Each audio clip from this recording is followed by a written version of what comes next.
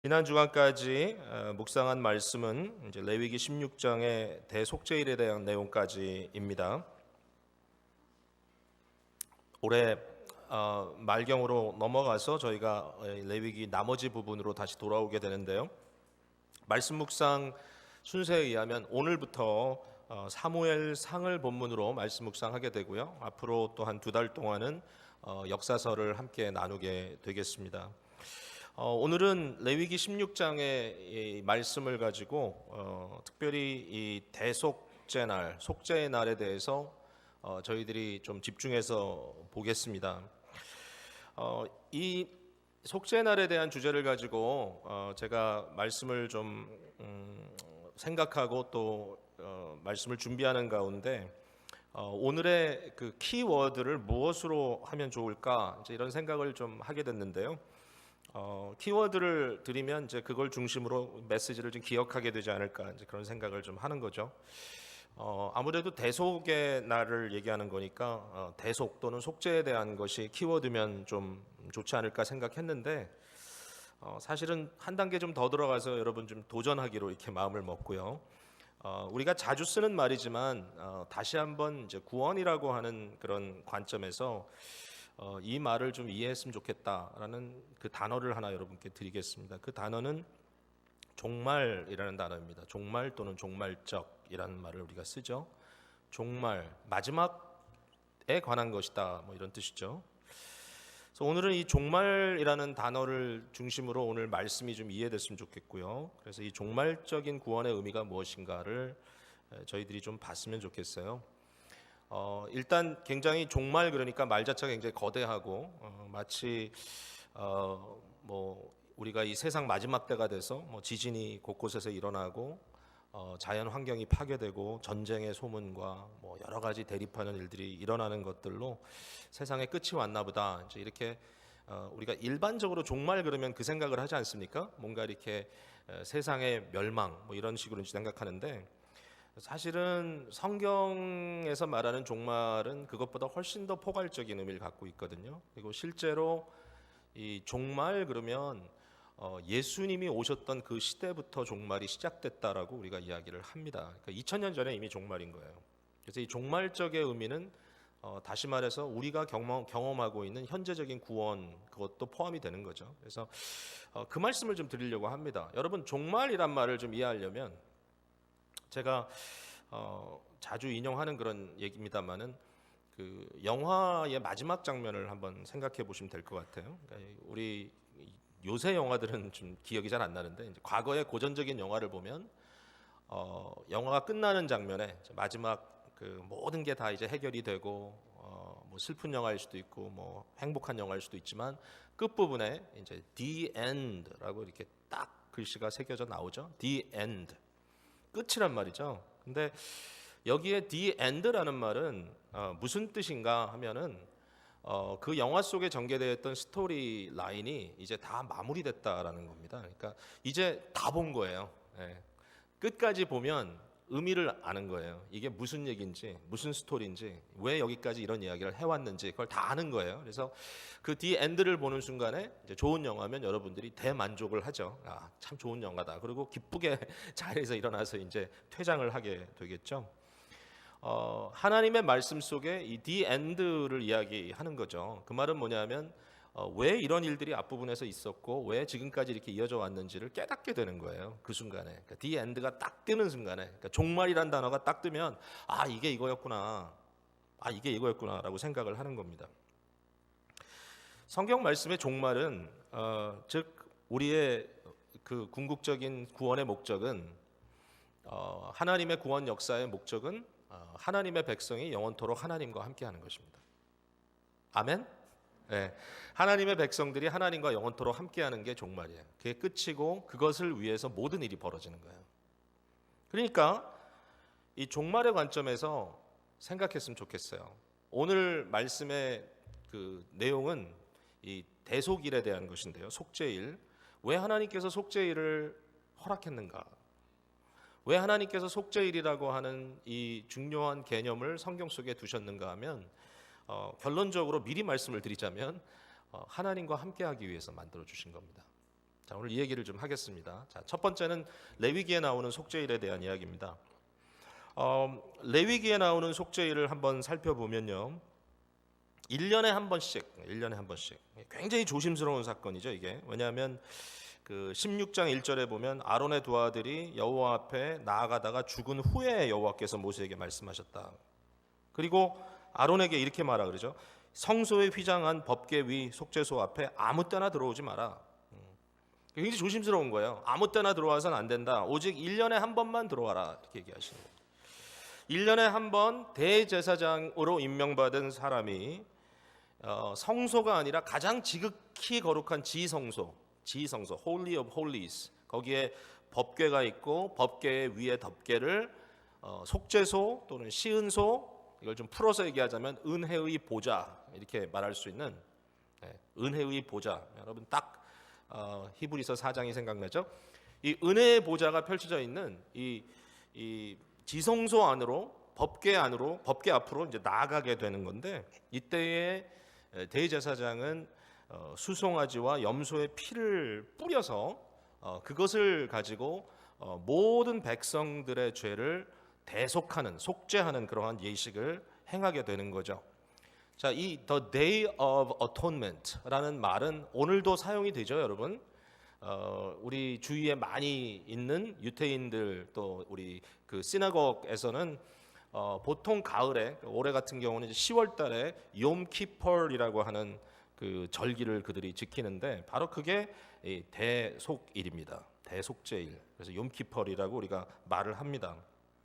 이 속죄일의 특징은 뭐냐면, 이날은 개인적인 죄를 해결하는 날이 아니라 이날은 이스라엘 공동체의 죄를 하나로 묶어서 국가적으로 속죄하는 날이었습니다. 그러니까 이건 굉장히 공동체적인 날이에요. 그리고 이 이스라엘 국가라고 하는 공동체가 이 공동체를 대표하는 대제사장이라고 하는 한 사람이 딱 세워지는데, 이 대제사장에게 포함되어서, 그러니까 대제사장이 하는 모든 것이 백성 전체를 위해서 하는 것으로 이렇게 나타나는 거죠. 대제사장의 속죄 행위가 모든 사람들의 속죄로 연결되는 이런 공동체적인 의미를 갖고 있다라는 것입니다.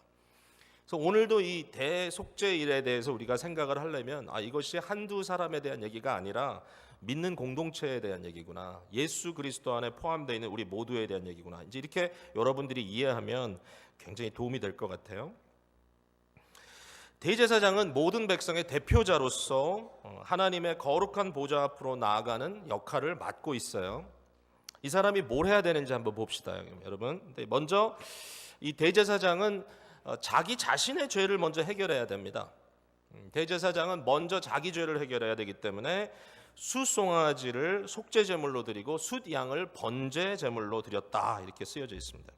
속죄제물은 죄를 대신하는 것이고, 번제는 우리가 지난번 설교를 통해서 들었지만 하나님 앞에 온전히 헌신하는 그런 의미를 갖고 있죠. 그래서 먼저 자기 자신의 온전한 헌신과 자기의 죄의 문제를 해결하는 이러한 제사를 먼저 드리고, 그 다음에 회중들을 위해서 이제 숫 염소를 2마리를 취하게 되고, 그 다음에 숫 양 1마리를 역시 번제물로 드린다는 것입니다. 번제물은 이제 온 백성의 헌신을 의미하는 것일 것이고, 이 2마리의 속죄 제물인 2숫 염소가 나오는데요. 재밌는 거는 여기 보니까 숫 염소 중에 1마리는 잡아 죽여서 죽음으로 대속을 하게 하고요, 다른 1마리는 아사셀이라고 하는 그런 명칭을 얻게 되는데요. 이 다른 염소는 죽이질 않습니다. 그 자리에서 죽이지 않고 이 염소 위에다가 아론이, 대제사장이 안수를 합니다. 머리에다가. 자, 21절에 이렇게 써 있습니다. 아론은 그 2손으로 살아있는 염소의 머리에 안수하여 이스라엘 자손의 모든 불의와 그 범한 모든 죄를 아뢰고 그 죄를 염소의 머리에 두어 미리 정한 사람에게 맡겨 광야로 보낼지니, 염소가 그들의 모든 불의를 지고 접근하기 어려운 땅에 이르거든 그는 그 염소를 광야에서 놓을지니라. 그래서 이 염소는 살아있는 채로 이스라엘의 죄를 담당하게 하고, 그가 성막을 떠나서 이 이스라엘 백성의 진영도 떠나서 결국 아무도 살 수 없는 광야까지 유배당하는 이런 일이 생기고요. 마지막 장면에서 어떻게 했느냐라는 데 대해서 좀 견해가 다른데, 여기 보니까 그는 그 염소를 광야에 놓을지니라. 그런데 어떤 분들은 이것이 지형에 이제 굉장히 더 이상 사람이 다닐 수 없는 지형, 절벽 같은 데 가서 이 염소를 절벽 밑으로 던져 버렸다. 이제 이렇게 생각을 하는 경우도 있는데, 여러분 어떻게 생각하세요? 우리가 짐승을 죽여서 제사하는 것에 대해서는 여러 번 얘기를 했으니까 죄의 삭은 사망이고 사망을 통해서 죄를 대속하는구나. 그건 이제 이해가 되는데, 염소 한 마리는 살아 있는 채로 죄를 그에게 지어서 광야로 떠나보내라. 이게 무슨 뜻일까? 이게 이제 유배의 개념 아닙니까? 유배. 이제 이스라엘 백성들이 범죄했을 때 그 범죄의 결과로 바벨론으로 포로로 잡혀가죠. 유배가 되죠.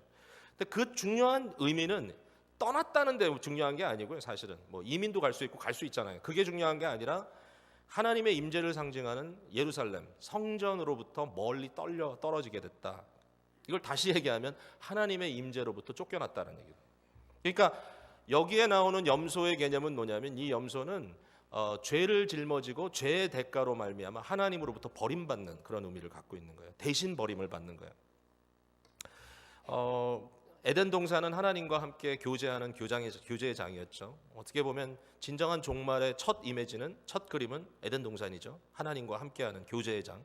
근데 죄로 말미암아서 아담과 하와가 유배당하죠. 에덴 동산부터 쫓겨나죠. 그 결과는 하나님의 그 은혜로운 교제의 장에서부터 그들이 쫓겨나가게 되는 것이죠. 똑같은 그런 의미입니다. 그러니까 이 대속의 날을 우리가 이야기할 때는 이게 하나님의 임재라는 개념을 떠나서 얘기할 수가 없는 것 같아요. 그러니까 대제사장이 하나님의 임재를 상징하는 지성소 안에 들어가서 거기에서 피를 뿌리며 하나님을 대면하고 나오는 거죠. 백성들을 대표해서. 그리고 이를 통해서 모든 백성이 하나님의 은혜 안에 거한다라고 하는, 하나님의 은혜 속에 있다라고 하는 중요한 의미를 좀 갖고 있는데, 그렇게 그 의미를 살리기 위해서 벌어지는 일은 뭐냐면은 아무 잘못 없는 애꿎은 염소 한 마리가 하나님으로부터 버림받는 이런 일이 대신해서 일어나는 거죠. 이게 굉장히 중요한 개념인 거예요. 여러분 이걸 놓치면 안 될 것 같아요. 자, 이렇게 대속의 날을 레위기에서 표현하고 있는데, 여기에 이제 우리는 한 가지 마음속에 고민을 해야 될 게 있습니다. 그게 뭐냐면 불완전하다라는 거예요. 이게 굉장히 불완전해. 어떤 의미에서 불완전한가 한번 살펴봅시다. 첫 번째는 대제사장 자체가 불안해요. 이 제사장이 자기 죄의 문제도 자기 스스로 해결할 수 없는 존재니까 결국은 자기 죄를 위해서 먼저 제물을 드려야만 하는 그러한 존재란 말이죠. 이 속죄일에 대제사장이 죽을 수도 있었던 것 같아요, 과거에. 그러니까 이런 얘기가 있어요. 대제사장이 이 세마포 옷을 입고 들어가는데 이 옷 밑에 이 술에다가 방울을 달아서 들어갔을 때 이 움직이면 움직이는 대로 방울 소리가 들리도록, 그러니까 살아 있는 거죠. 그러면 그러니까 이제 밖에서 귀를 기울이고 듣는 겁니다. 방울 소리가 들리면 살아 있고 오랫동안 소리가 안 나면 죽은 거예요. 자기 자신을 잘 준비하지 못했기 때문에. 그래가지고 발목에다가 끈을 묶어가지고 들어갔다는 얘기도 있고. 그래서 아무 소리가 없으면 끈을 땡기면, 앞에서 마주 땡기면 살아 있는 거고, 죽었으면 끈을 땡기면 아무 저항 없이 끌려 나오겠죠. 그래서 이러한 위험을 감수하고 대제사장이 제사를 드렸다라는 얘기입니다. 그러니까 얼마나 불안하죠? 불안하지 않나요? 굉장히 불안하죠. 그러니까 이와 같이 이 속죄일에 온전치 못함이 드러나 있다라는 것이죠. 뿐만 아니라 이 제사는 짐승의 피를 드리는 제사였던 거죠. 모든 제사가 그렇지만 여기에 불완전함이 있는 거예요. 어떻게 짐승이 사람을 대신합니까? 아무리 짐승이 죄 없는, 그러니까 어떤 도의적인 책임을 지지 않는 그런 존재라고 할지라도, 흠 없고 점 없는 가장 퍼펙트한 그러한 짐승을 택했다 할지라도 어떻게 그 짐승이 천하보다 귀한 영혼들을 대신할 수 있겠냐는 거죠. 그러니까 인간의 죄를 대신해서 짐승에게 지인다는 것이 얼마나 불완전한 일인가. 안 된다는 거죠, 그거 가지고는. 그리고 또 성막과 그 안에 있는 모든 그 도구들, 이런 것들도 불완전한 거예요. 우리가 읽지 않았지만 16절 뒷부분에 보면 성막과 그 성소 안에 있는 이 향단과 이런 것들도 역시 핏부림을 통해서 그것도 속죄하라 그랬어요. 그것도 불완전한 거예요. 이 땅에 있는 모형일 뿐이에요. 어떻게 거기 하나님이 진짜 거하시는가? 우리가 하나님의 임재 안에 들어간다는 의미로 얼마나 불완전한가? 결국은 불완전을 표현하는 게 뭐냐면은 반복적으로 한다는 거예요. 계속해서 한 번 해서 모자르니까 반복해서 하는 거죠. 우리가 항상 한 번 하면은 좀 모자르면 3-4번 하고 3-4번 해서 모자르면 또 10번도 하고 그렇게 해가지고 계속해서 반복하잖아요. 그러니까 불안하다라는 뜻이죠. 또 해야 돼, 또 해야 돼, 또 해야 돼. 결국 매년마다 백성들의 죄를 대속하는 이 행위를 반복해야 되는 것입니다. 자, 그게 레위기의 속죄일입니다. 자, 그러면 레위기의 속죄일에서부터 우리가 두 번째로 갈 수 있는 이제 두 번째 포인트가 있는데 그것은 뭐냐면 진짜 속죄일입니다. 진짜 속죄일, 완전한 속죄일, Perfect Day of Atonement죠. 이게 성경에 나오는 거죠. 이게 종말입니다. 그게 뭐냐면 여러분 뭐 이미 다 힌트를 얻으셨겠지만 진정한 속죄일은 예수 그리스도 사건입니다. 그러니까 예수 그리스도의 이 크라이스트 이벤트라고 제가 말씀드렸죠. 그리스도 사건, 그의 죽으심과 그의 부활과 그의 승천하심, 승천까지 포함이 돼야 돼요. 승천이 굉장히 중요합니다. 왜냐하면 승천이라는 사건이 하나님의 지성소 안으로 들어간 보좌 앞으로 간 대제사장적 사건이기 때문에 너무 중요한 거죠. 제가 한 가지 여러분께 좀 힌트를 드린다면 그 대제사장이 지성소 안에 들어갈 때 어떤 일이 벌어졌냐면은 하나님의 거룩한 영광의 구름이 속죄소를 덮었다 이렇게 써 있습니다. 오늘 본문에도 2절에 마지막 부분에 내가 구름 가운데서 속죄소 위에 나타남이니라 이렇게 구름에 대한 얘기를 하시거든요. 출애굽기 마지막 40장에 보면은 성막을 짓고 첫 번째 제사를 드렸을 때 영광의 구름이 가득 참으로써 하나님의 임재를 보여주고 있고 그 다음에 열왕기상 8장 10절 11절에도 솔로몬이 처음으로 성전을 건축하고 거기에 제사를 드렸을 때도 이렇게 써 있어요. 제사장이 성소에서 나올 때에 구름이 여호와의 성전에 가득하매 제사장이 그 구름으로 말미암아 능히 서서 섬기지 못하였으니 이는 여호와의 영광이 여호와의 성전에 가득함이었더라. 영광의 구름, 하나님의 임재, 굉장히 의미가 있거든요. 근데 예수님이 승천하시는 장면에도 그게 나와요. 예수님의 승천하는 장면에 사도행전 1장 9절에 뭐라고 써 있냐면 이 말씀을 마치시고 그들이 보는데 올려져 가시니 구름이 그를 가리어 보이지 않게 하더라 이랬어요. 그러니까 많은 사람들은 이걸 보고 아 예수님이 승천하신 날은 날씨가 흐렸구나 이제 이렇게 생각을 하는데 사실은 이게 그냥 일기예보에 관한 게 아니고요. 뭐 일기가 흐렸다 맑았다는 얘기를 하는 게 아니라 여기서 말하는 구름은 굉장히 상징적인 의미를 갖고 있는 거죠. 영광의 구름, 하나님의 임재. 그러니까 예수님이 지성소로 들어가셨다 이 얘기를 지금 하려는 거거든요. 굉장히 수준 높은 설교를 하려니까 되게 힘드네요. 제가 지금 여러분 어떻게 괜찮으세요? 지루하신 거 아니죠? 히브리서로 한번 가봐야 돼요. 히브리서 여러분 히브리서 4장을 먼저 펴보세요.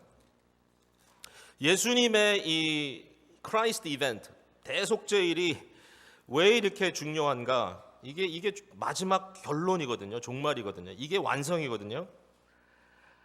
자 4장 14절 먼저 볼게요. 356페이지 신약성경 거의 끝으로 가셔야 돼요. 성경 끝으로 356페이지 4장 14절 히브리서 계속 피고 계셔야 돼요. 몇 구절 볼 거니까. 자, 4장 14절 같이 읽습니다. 시작. 그러므로 우리에게 큰 대제사장이 계시니 승천하시니 곧 하나님의 아들 예수시라. 우리가 믿는 도리를 굳게 잡을지어다. 예수님은 속죄일에 백성을 대신해서 지성소로 들어가는 대제사장보다 더 큰 대제사장으로 표현되어 있습니다. The Great High Priest. 자, 그러니까 예수님께서 이 속죄일의 진정한 의미를 성취하신 분으로 표현되어 있죠. 자, 근데 그 예수님은 어떤 제사장이냐? 히브리서 7장 26절. 7장 26절. 예수님은요. 자기 죄를 위하여 속죄할 필요가 없는 분이라고 써 있어요. 여기 보면 7장 26절 시작. 이러한 대제사장은 우리에게 합당하니 거룩하고 악이 없고 더러움이 없고 죄인에게서 떠나 계시고 하늘보다 높이 되시니라.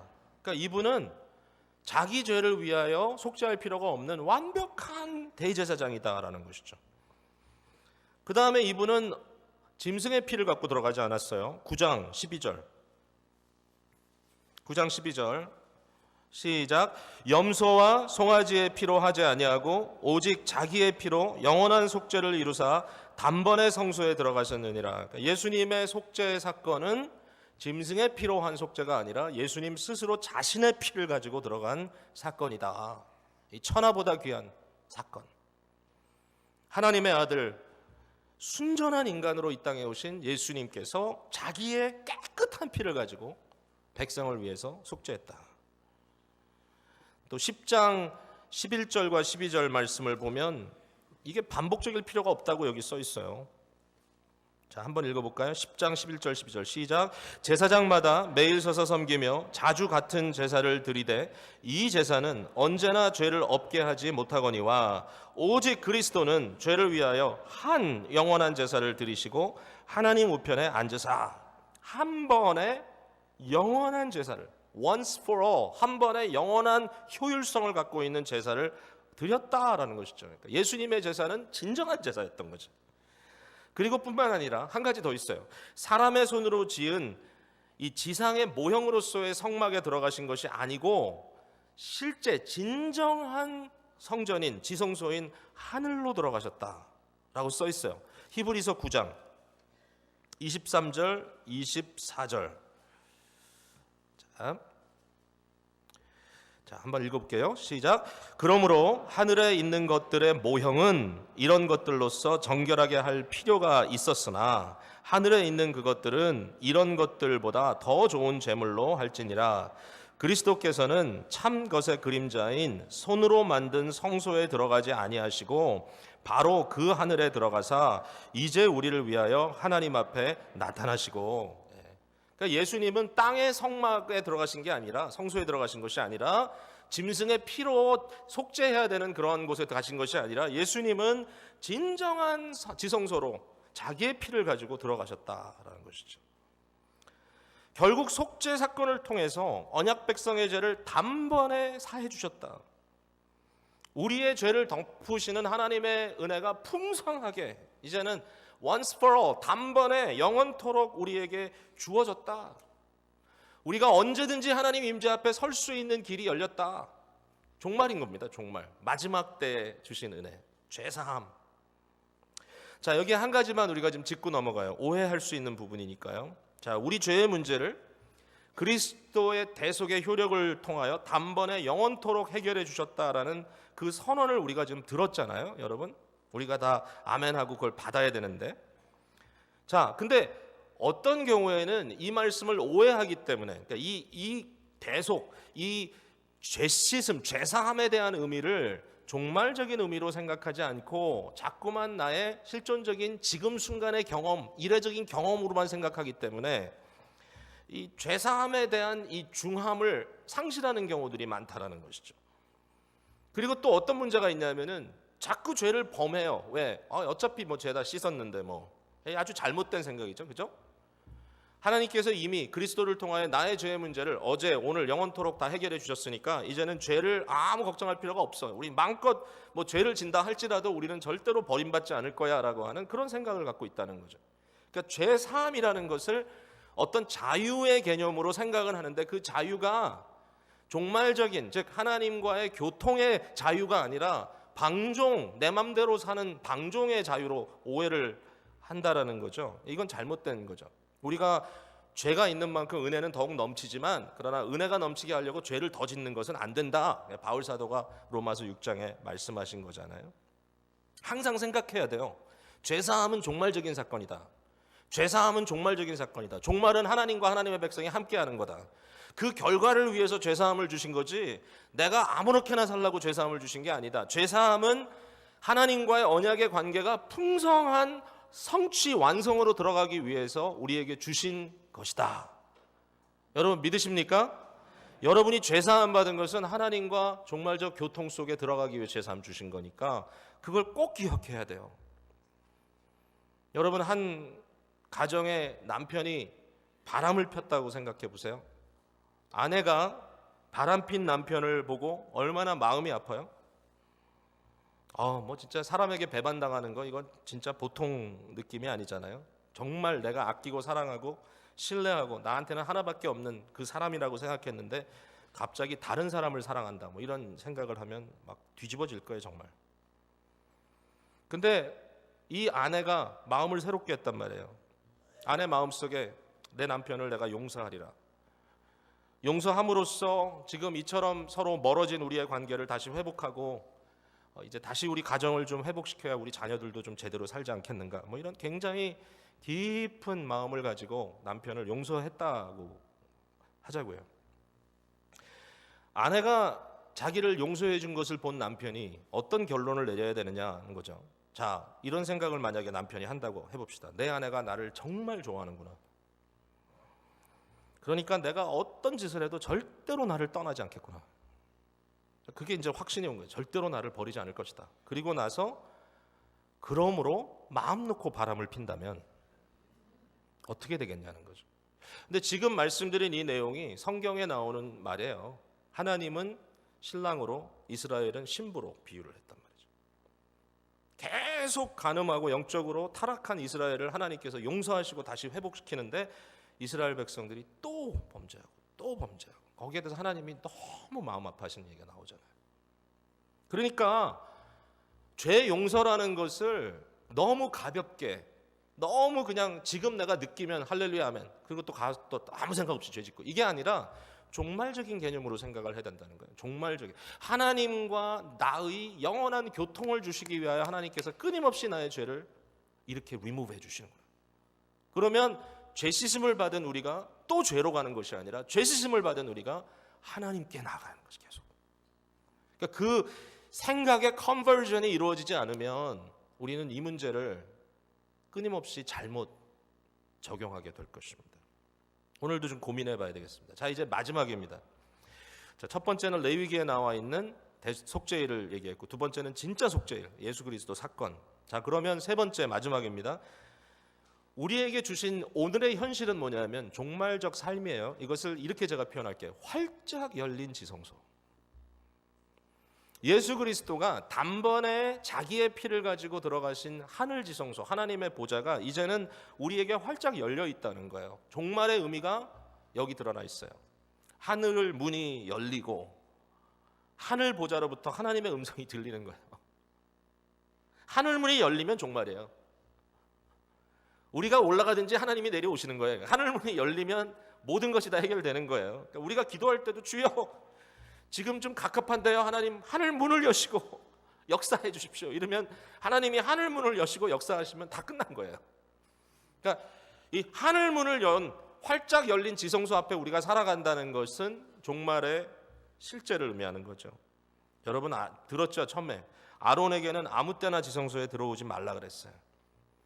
조심해, 너 죽어, 아무 때나 들어오지 마. 그러나 놀라운 것은 대제사장마저도 1년에 한 번밖에 들어갈 수 없었던 그 지성소, 그것도 이제 모형일 뿐이고 우리는 예수 그리스도 안에서 거룩한 성도로 부름받았기에 하늘 지성소에 언제든지 담대하게 나갈 수 있다. 예수 그리스도께서 십자가에서 대속의 사역을 이루시는 그 순간에 성전의 휘장이 찢겼습니다. 지성소와 성소를 갈라놓았던, 즉 하나님의 지극한 거룩한 임재를 막아놓았던 그 휘장이 찢겨지는 사건이 누가복음 23장 45절에 나오죠. 바로 이것을 상징하는 것입니다. 문이 열린 것입니다.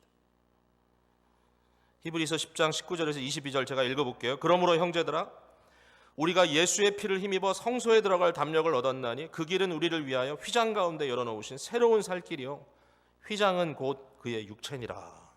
성전의 휘장을 예수 그리스도의 육체와 비유하죠. 예수님의 몸이 찢겨질 때 성전의 휘장도 찢겨졌다는 얘기죠. 또 하나님의 집 다스리는 큰 제사장이 계심에 우리가 마음의 뿌림을 받아 악한 양심으로부터 벗어나고 물은 맑은 물로 씻음을 받았으니 참마음과 온전한 믿음으로 하나님께 나아가자. 이제 나아가자는 거예요. 피 뿌림 받았으니까 이제 나아가자. 이 선한 양심에 악한 양심이 아니라, 악한 양심은 자꾸 죄 짓는 거예요. 선한 양심은 죄에 대한 그 부담으로부터 하나님의 은혜로 그리스도를 통하여 노임받고 하나님께 나아가는, 하나님을 향하는 양심이에요. 유명한 말씀 또 있죠. 히브리서 4장 16절, 정말 요절 같은 말씀. 그러므로 우리는 긍휼하심을 받고 때를 따라 돕는 은혜를 얻기 위하여 은혜의 보좌 앞에 담대히 나아갈 것이니라. 우리는 긍휼하심을 받고 때를 따라 돕는 은혜를 얻기 위하여 은혜의 보좌 앞에 담대히 나아갈 것이다. 구약의 대제사장은 흰 세마포로 옷을 입었습니다. 세마포는 우리가 아는 리넨이라고 하는 패브릭입니다. 그 여름에 우리가 시원하게 입는 리넨 있잖아요. 근데 그 리넨이 하얀색이었을 것이라 이렇게 대부분 얘기를 합니다. 그 당시 대제사장이 속죄의 날에 입는 옷은 항상 입는 화려한 옷이 아니라 하얀 세마포 옷입니다. 머리끝에서 발끝까지. 성도들에 대해서 성경이 계속 반복해서 증거하는 내용이 뭐냐면 예수 그리스도의 피로 씻음 받은 흰 세마포를 입은 성도들이라고 얘기합니다. 우리들. 얼마나 이것이 상징적으로 우리에게 적용되는 이슈일까? 오늘도 이 자리에 흰 세마포를 예수 그리스도의 피로 씻음 받은 정결한 옷을 입고 주님 앞에 서는 우리들이다. 여러분이 그런 성도가 된 것을 믿으시기 바랍니다. 놀라운 일입니다. 자, 이제 말씀을 적용하면서 마칠게요. 그렇다면 오늘 이 순간에 하나님의 은혜 보좌 앞에 종말의 현장에 산다는 의미는 무엇일까? 우리가 첫 번째로는요, 기도한다는 의미예요. 이걸 좀 오늘 여러분이 함께 좀 나눴으면 좋겠어요. 때를 따라 돕는 은혜를 얻는 기회가 우리에게 있다라는 거예요. 항상 열려 있는 거예요. 히브리서 5장 7절에 보면 바로 우리에게 이러한 대제사장이 계시다고 하는 이야기를 하면서 예수님이 우리보다 앞서 심한 통곡과 눈물로 간구와 소원을 하나님께 올렸다라고 얘기합니다. 우리도 그렇게 하라는 거예요. 예. 여러분, 기도할 수 있다라고 하는 것은 우리에게 어려운 직책을 주신 것이라든지 우리가 하고 싶지 않은데 그냥 억지로 하라고 하는 어떤 영적인 어떤 신앙적인 어떤 경건 행위를 하라고 하는 말씀이 아니라 우리가 기도한다는 것은 하늘문이 열렸다라는 얘기예요. 그런 특권이 우리에게 주어져 있다라는 거예요. 시도 때도 없이 기도할 수 있어요. 예? 우리가 언제든지 예수 그리스도의 이름으로 나갈 수 있어요. 예수님이 제자들에게 그렇게 말씀하셨어요. 지금까지는 너희가 그렇게 기도하지 않았지만 이제는 기도하라. 이제는 구하라. 내 이름으로 구하라. 그리하면 응답 주시겠다고 말씀하셨습니다. 여러분, 예수 그리스도의 이름으로 시도 때도 없이 은혜를 받아야 되는 매 순간마다 돕는 은혜를 얻기 위하여 주님 앞에 나갈 수 있는 특권이 우리에게 열려 있다는 건, 우리가 기도하는 공동체 또 기도하는 개인으로서 언제나 이런 하나님과의 교통의 순간을 우리의 삶 속에 누리면서 살아갈 수 있다는 것이 종말을 살아가는 성도의 모습입니다. 기도의 은혜가 우리 속에 더욱더 실제적으로 임할 수 있게 되기를 주님의 이름으로 축복을 드립니다. 두 번째는요, 히브리서 13장 15절에 보면 재미있는 표현이 나오는데 거기에 이런 얘기가 나옵니다. 우리가 대제사장 예수 그리스도를 통하여 하나님 앞에 서는데, 자, 이제 더 이상 우리가 짐승의 제사를 드리지 않죠. 제사를 더 이상 드릴 필요가 없죠. 예수님이 once for all, 단번에 완전히 효력 있는 제사를 드리셨으니까요. 그런데 우리에게 여전히 남아있는 제사가 있다 그래요. 그 제사는 무슨 제사인가 하면 찬양의 제사라 그래요. 우리가 하나님 앞에 드리는 일종의 번제가 있다면, 우리가 하나님 앞에 드리는 헌신의 제사가 있다면 그것은 찬양이다. 찬양.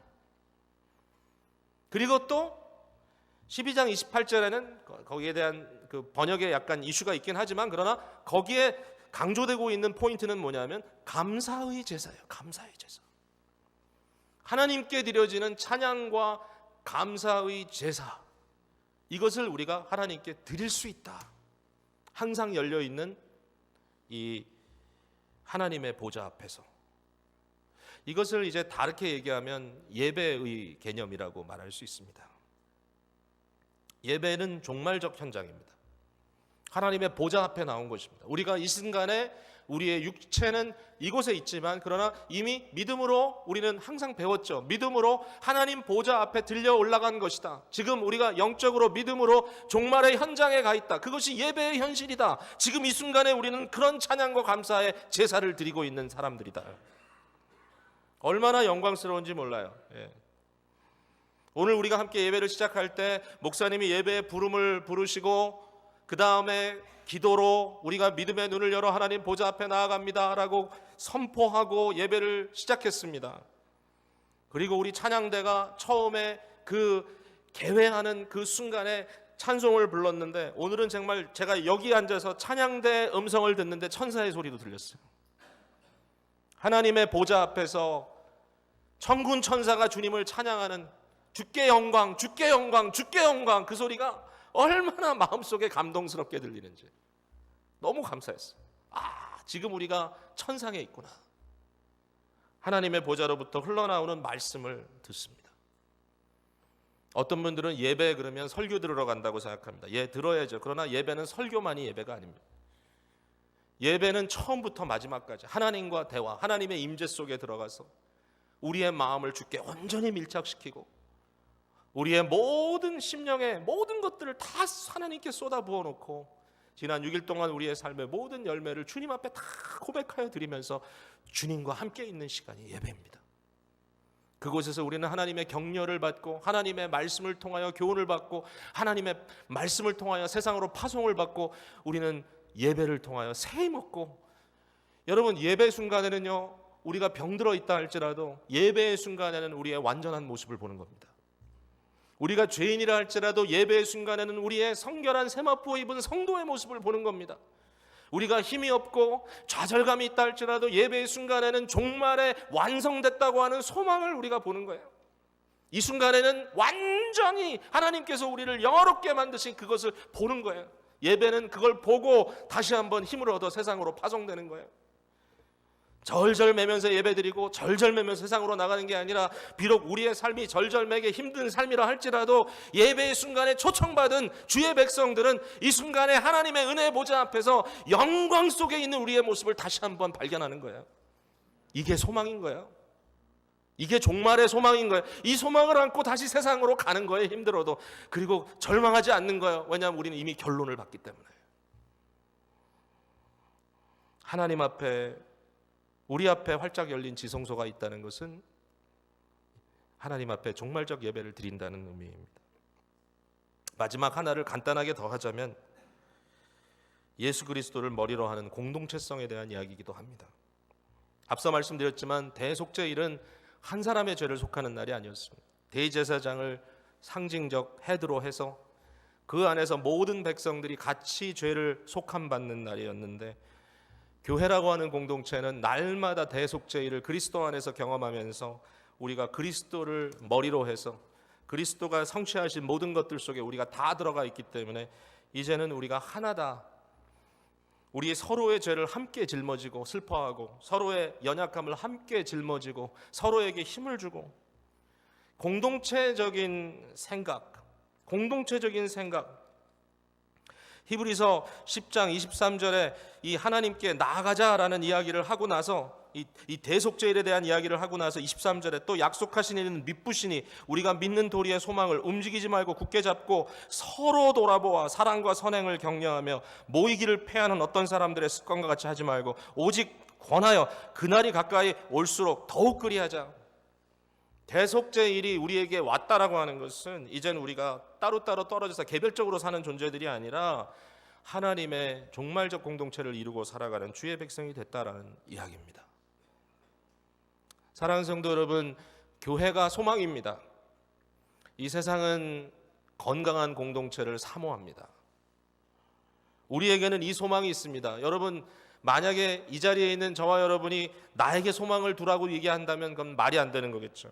어느 누구도 내가 이 공동체를 살리겠다고 큰 소리 칠 수 있는 자는 하나도 없습니다. 그러나 이 교회의 머리는 예수 그리스도시고 예수 그리스도를 온전한 마음으로 고백하고 오늘도 그의 이름으로 하나님의 은혜의 보좌 앞으로 나아가는 모든 사람에게 이 공동체는 여러분의 것이 되는 것이죠. 그렇다면 이 신앙 가운데 우리는 끊임없이 서로 엮여져 나가는 믿음의 행위를 할 수 있는 것입니다. 공동체적 의미로서의 대속죄일, 이것도 빠뜨릴 수 없는 중요한 의미인 것 같습니다.